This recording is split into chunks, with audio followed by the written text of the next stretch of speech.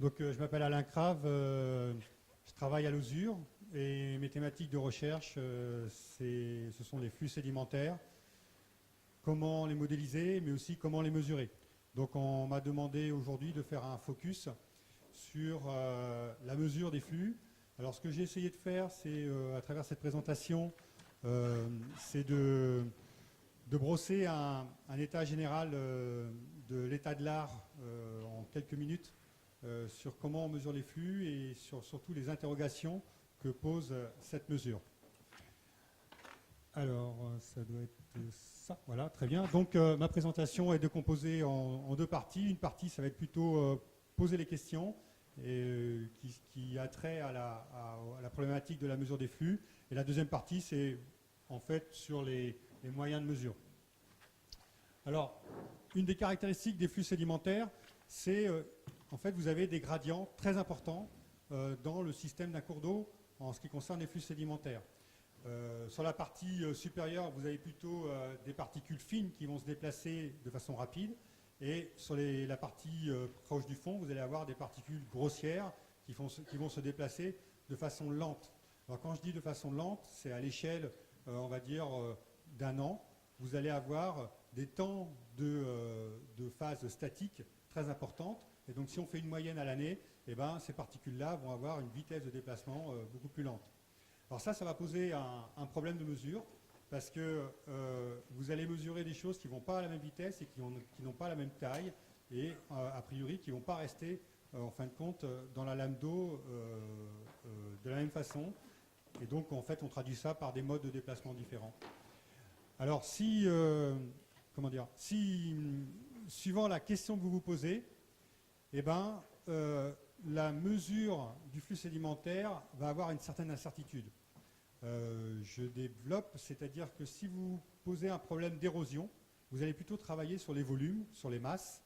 Et donc là, ce qui va vous intéresser, ce sont plutôt les particules grossières qui, elles, transportent l'essentiel de la masse et l'essentiel du volume. Si vous regardez un problème de polluants, c'est-à-dire que vous allez plutôt vous intéresser à la surface d'absorption que représentent ces particules, vous allez plutôt vous intéresser aux fines. Et à ce moment-là, la mesure que vous allez mettre en place peut-être présente des incertitudes différentes par rapport à la mesure qu'il faudrait mettre en place pour mesurer les particules grossières. Voilà. Alors, un point qui est quand même assez caractéristique avec les flux sédimentaires, c'est la variation temporelle. Ici, vous avez un graphe où on a représenté, grosso modo, on va dire le temps nécessaire pour qu'il y ait 75% de la masse qui passe à travers une station de mesure en fonction de l'air drainé du bassin versant de la station de mesure. Et ce qu'on peut voir, c'est qu'en fait, vous avez, comment dire, pour un bassin versant qui fait 10 km², vous avez 75% de la masse qui passe en 2% du temps d'écoulement sur un an. Ça veut dire qu'en une ou deux crues, vous avez l'essentiel de votre masse qui est passé à la neige. Alors ça, c'est si on prend une statistique de crues en considérant les crues biannuelles, mais si vous avez des bassins versants où les événements extrêmes sont très importants, eh ben, c'est cet événement extrême qui va apparaître tous les 10 ans ou les 100 ans qui va, lui, complètement contrôler le bilan de masse. Donc là, vous avez une difficulté qui est majeure, c'est ne pas louper l'événement important qui va transporter vos sédiments. Et c'est d'autant plus important que votre bassin versant est généralement petit. Si vous travaillez sur le bassin versant de l'Amazone, ce n'est pas la même problématique. Mais je crois que ce n'est pas le sujet aujourd'hui. Donc, un autre aspect, c'est en fait le problème de la source sédimentaire. C'est-à-dire que souvent, on a un peu l'impression que le bassin versant, il a des sédiments, et puis il suffit de mettre un flux d'eau pour qu'il réponde en termes de masse de charge en sédiment en fonction du flux d'eau. Et on s'aperçoit qu'il y a une variable qui est très importante, c'est la source sédimentaire qui, elle, peut s'épuiser à l'échelle d'une crue. Ici, par exemple, sur le diagramme de gauche, vous avez en bleu le flux d'eau, et en rouge, vous avez, alors c'est le flux sédiment. Et on voit qu'en fait, le pic du flux sédimentaire en fin de compte, apparaît bien avant le pic de flux d'eau. Ça veut dire simplement que la source sédimentaire n'a pas pu continuer à fournir des sédiments au prorata du flux d'eau qui s'écoulait. Et donc, ce qui va générer, quand on regarde la concentration en fonction du flux d'eau, eh ben, une courbe qui n'est pas univoque, c'est-à-dire que vous pouvez avoir, pour un même débit, des valeurs de concentration différentes. Donc, vous avez des hystérésis qui apparaissent. Et ça va être une des difficultés dans, en fin de compte, la modélisation des flux sédimentaires sur les bassins versants. C'est comment intégrer cette dynamique des sources en plus de la dynamique du vecteur de transport qui va être l'eau. Alors, ces deux aspects sur la variabilité temporelle et la variabilité des sources, eh ben, ça va conduire à un état de fait, c'est que si vous voulez vraiment estimer sans trop d'incertitude les flux sédimentaires qui passent à travers votre bassin versant, il va falloir un échantillonnage assez serré, notamment si votre bassin versant est petit et s'il a des sources sédimentaires qui s'épuisent très vite à l'échelle d'une crue. Donc ce qui veut dire, quelque part, que vous allez avoir un pas de temps de mesure qui, si possible, va être de l'ordre du dixième du temps de passage de la crue, d'accord. Mais il va falloir suivre toute la crue. Il ne va pas falloir s'arrêter en cours de route. Hein. Ça va être une des difficultés. Alors, pour là, c'est juste une petite diapo pour dire, ben voilà, on est conscient, on l'a bien vu sur les exposés précédents, qu'il va falloir adapter la fréquence de mesure en fonction de l'hydrologie, donc notamment en fonction des crues, d'accord, ce qui nécessite une réactivité ou une automatisation de la mesure, okay, ou essayer d'aller chercher une mesure, un moyen de mesurer en continu cette variable. Après, il faut rajouter, il faut identifier les sources de sédiments. Alors, c'est les sources de sédiments qui peuvent être très ponctuelles dans le temps, hein, à savoir, nous on constate sur certains petits bassins versants, il suffit qu'il y ait des travaux de récurage des fossés, et puis là, votre rivière, elle va recevoir, en fin de compte, il va y avoir une réponse en termes de concentration très importante, parce qu'il y a eu une intervention sur le réseau de drainage de votre bassin versant. Alors ça peut être des sources sédimentaires qui ont été réactivées de manière naturelle ou de manière totalement anthropique. Et donc là, il va peut-être, suivant la source de sédiments, mettre en place plusieurs types de mesures. Donc, et puis après, ce qu'on va chercher, c'est essayer de faire des corrélations entre des variables de concentration de flux de sédiments avec des variables qui sont peut-être plus simples à mesurer, comme le flux d'eau.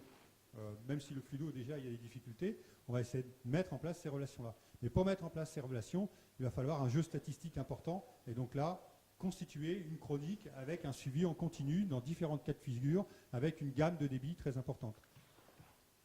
Voilà, donc ça, c'est à peu près on va dire, les caractéristiques qu'on cherche à mettre en place. Alors, on va passer maintenant sur les différents moyens de mesurer. Donc, le moyen le plus classique, c'est l'alicote, hein, c'est-à-dire qu'on prend un échantillon. Et en fait, souvent, cette alicote est considérée comme une valeur, la valeur la plus sûre, a priori. Mais elle présente quand même un certain nombre de problèmes. Le premier problème, c'est qu'elle est ponctuelle dans le temps, elle est ponctuelle dans l'espace, et elle est instantanée. C'est-à-dire que vos flux sédimentaires, notamment pour les grossières, il ne faut pas imaginer ça comme un flux continu, un espèce de tapis roulant de matière qui traverse la rivière. Vous avez des bouffées de très forte concentration qui peuvent apparaître notamment sur les grossières. Et là, votre alicote, des fois va le prendre, des fois ne va pas le prendre. Et du coup, vous allez avoir des incertitudes sur la mesure. Là, c'est juste pour vous donner un critère qui est très important quand vous prenez un échantillon par rapport à la vitesse du flux, c'est qu'il faut que ça soit isokinétique, c'est-à-dire qu'il n'y ait pas de différence de vitesse entre l'entrée de votre préleveur et puis la vitesse qui est dans la rivière. Parce que pour les grossières, ça peut changer complètement le bilan et vous pouvez avoir, suivant la proportion de grossières que vous avez dans votre suspension, des erreurs qui peuvent être entre 20 et 50%. Sur l'alicote, hein, sur la mesure. Alors, il y a le mesure intégrateur qui, lui, tient compte du gradient de concentration verticale. Mais là encore, il faut que c'est des équipements qui peuvent être assez lourds et qui ne sont pas mobilisés sur les petits cours d'eau qu'on rencontre ici. Donc, il y a le préleveur automatique que vous connaissez pour essayer de pallier au fait qu'on n'est pas tout le temps là à côté de la rivière pour prélever pour prendre des échantillons. Maintenant, ces préleveurs, ils ont un petit défaut, c'est qu'ils ont un nombre fini de prélèvements, et donc on peut ne pas balayer toute la crue, alors que tout ce qui est intéressant, c'est tout le signal par rapport au signal de flux d'eau qui passe pendant la crue. Alors, la turbidité. La turbidité, donc c'est une méthode optique, c'est-à-dire qu'on va envoyer une onde lumineuse et on va récupérer en fin de compte l'énergie lumineuse qui est défléchie ou réfléchie suivant un certain angle. Alors ça dépend de la granulométrie, de la nature de vos particules. Alors c'est une des difficultés de la turbidimétrie, c'est que en fait il va falloir faire une calibration empirique de l'appareil. Les modèles ne permettent pas de suite, en fonction de l'onde lumineuse que vous envoyez sur vos particules, de récupérer tout de suite la correspondance en concentration. Donc il faut faire cette courbe de calibration. Et quand on fait cette courbe de calibration, ici par exemple à gauche, vous avez une série de courbes en couleur qui représentent des granulométries différentes, à savoir que les pentes les plus fortes sont obtenues pour des matériaux très fins et les pentes les plus faibles sont obtenues pour des matériaux plus grossiers. C'est-à-dire que la turbidité, elle va être d'autant plus sensible en termes de réponse lumineuse, de l'énergie lumineuse que vous envoyez. Le retour va être d'autant plus fort que vous avez des faibles particules, on va dire, pour simplifier. Donc, vous allez être très sensible aux fines, mais vous n'allez pas être très sensible aux grossières. Donc, si votre problème, c'est un problème de masse, un problème de volume, eh bien, la turbidité ne va pas être forcément le moyen le plus pertinent, parce que les masses les plus importantes ne vont pas renvoyer forcément beaucoup de lumière. Alors, vous pouvez essayer de faire de la calibration in situ, ce qui est présenté à droite, et vous voyez que, en fait, pour en fonction des concentrations que vous allez obtenir, eh ben, vous avez une dispersion. Alors, c'est un peu normal, c'est-à-dire que pour les faibles concentrations, c'est souvent en période de faible débit d'eau. Donc là, vous avez une stabilité, on va dire, dans la nature des MES qui se baladent dans votre lame d'eau. Et alors que quand vous allez avoir des fortes concentrations, souvent c'est pendant les périodes où il y a des crues, et là, vous avez un panel de types de particules très différents.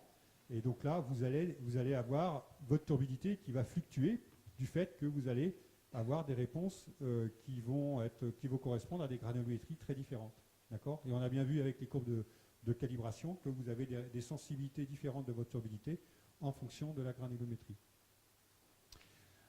Le problème aussi avec les turbidimètres, si on met une sonde de turbidimétrie, c'est ce qu'on appelle le fouling, c'est la biologie. Hein, c'est toujours embêtant. On n'aime pas trop la biologie quand on fait des mesures physiques, parce que en fait, ça perturbe nos capteurs, et notamment le problème de l'encrassement des surfaces optiques avec des films, des biofilms qui, eux, changent complètement les propriétés optiques. Donc, il va falloir trouver des systèmes qui vont systématiquement nettoyer, et là, vous allez avoir des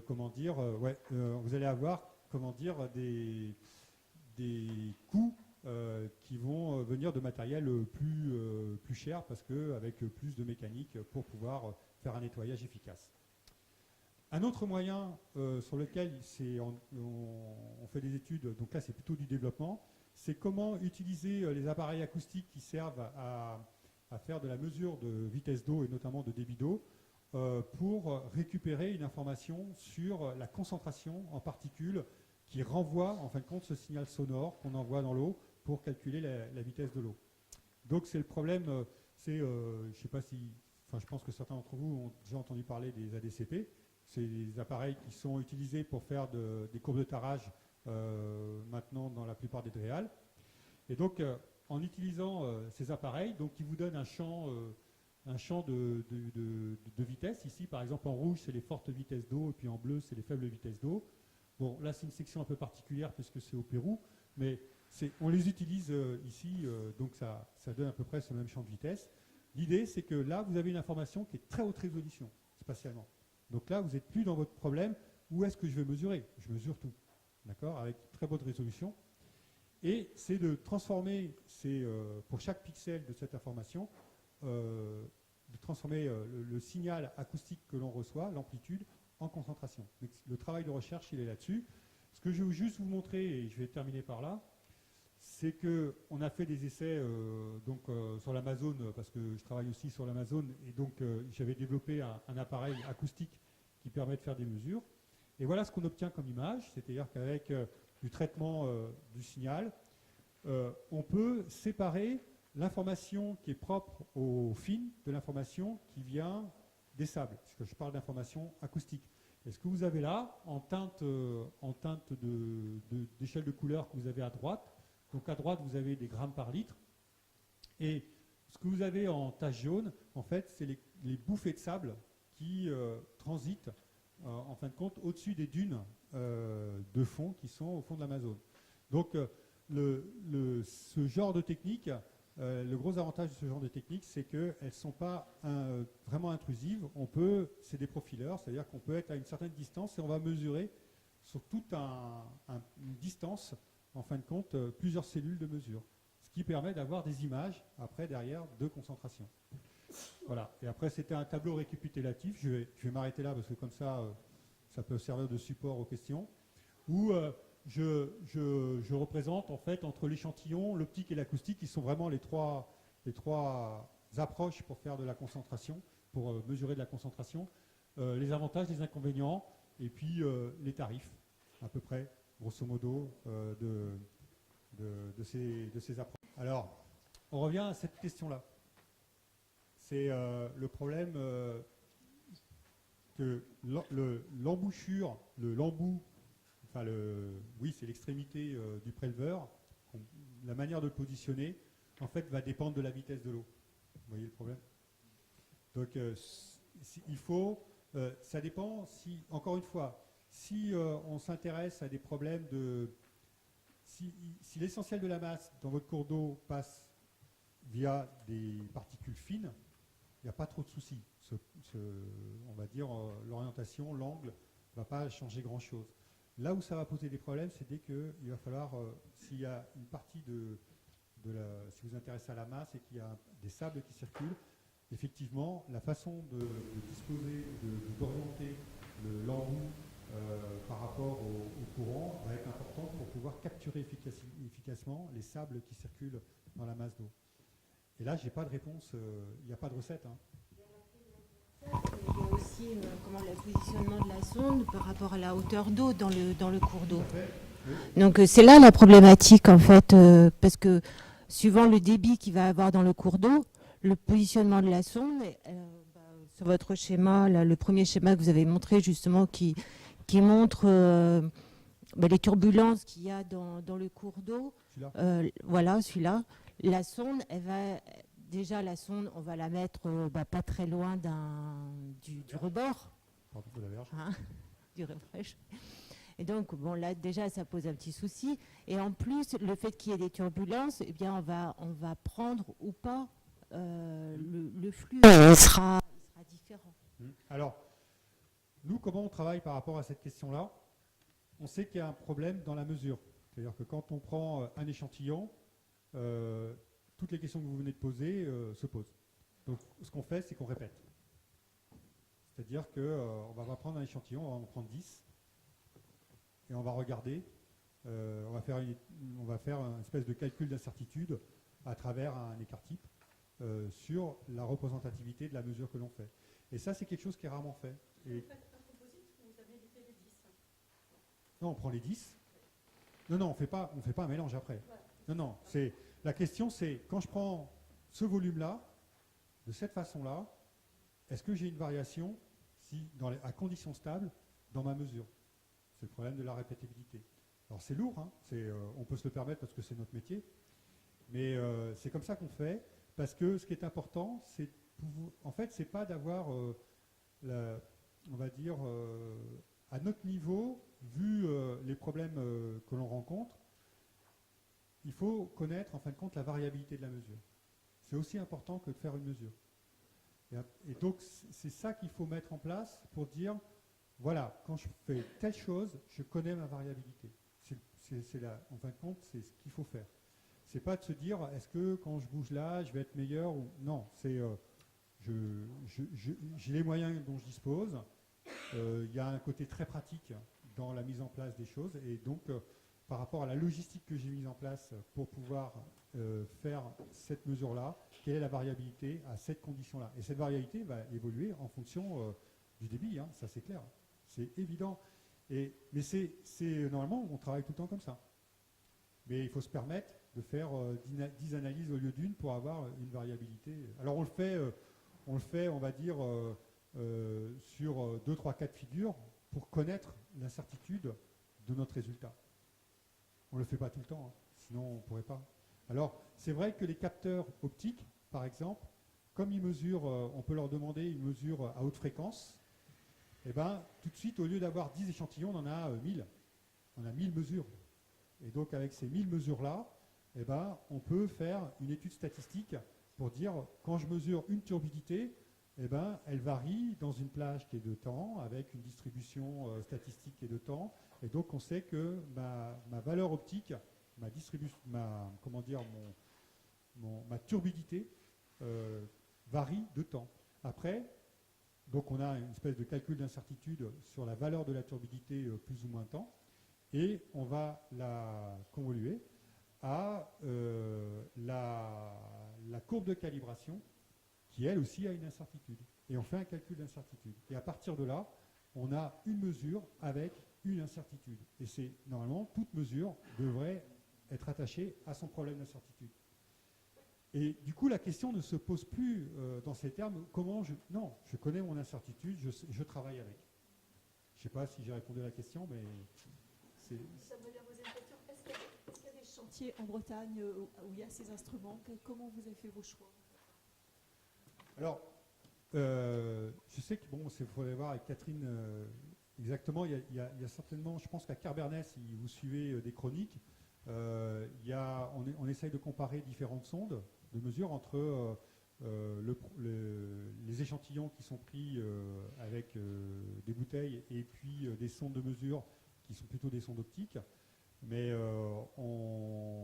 c'est de façon très générale. Enfin là, c'est des travaux de façon très générale à l'échelle des recherches qui sont en cours. Là, j'ai présenté des résultats qui sont sur l'Amazone, mais je travaille avec des gens qui travaillent à Grenoble à l'IRSTA sur la version acoustique. Donc au niveau national, on va dire une quinzaine de chercheurs à travailler sur ce problème de l'interprétation de la mesure, mais tout taille de bassin versant confondu, puisque notre problème, c'est effectivement, on a un mélange avec des granulométries différentes, des densités de grains différents. Comment on arrive à définir une incertitude sur la mesure optique ou la mesure acoustique, ou même la licote. C'est notre occupation. Un PO4 rapporté en P, on arrive grosso modo à du phosphore particulier.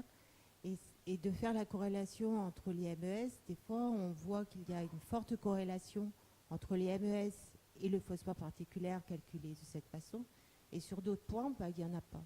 Donc je voulais savoir si cette façon de procéder, enfin cette réflexion-là, elle était correcte.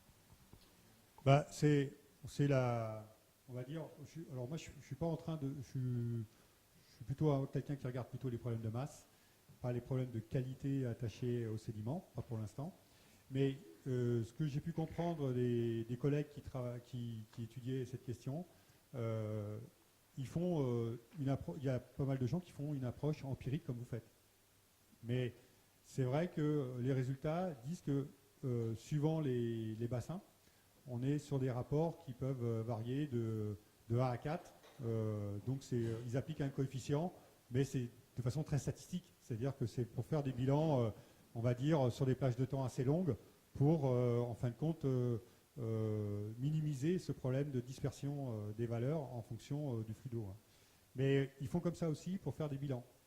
Après, il y a des personnes qui regardent beaucoup plus en détail les dynamiques d'absorption, d'ésorption sur les particules en fonction des particules, mais c'est à l'échelle du laboratoire.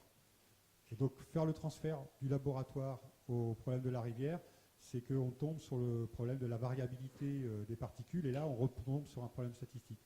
Mais je n'ai pas de résultat propre et clair pour dire la relation, elle est de tel ordre, enfin si elle est complètement linéaire ou si elle est plutôt d'ordre, une fonction non linéaire un peu plus complexe. Pour l'instant, je ne peux pas vous donner ça. Mais il y a des chercheurs qui font exactement la même approche que vous.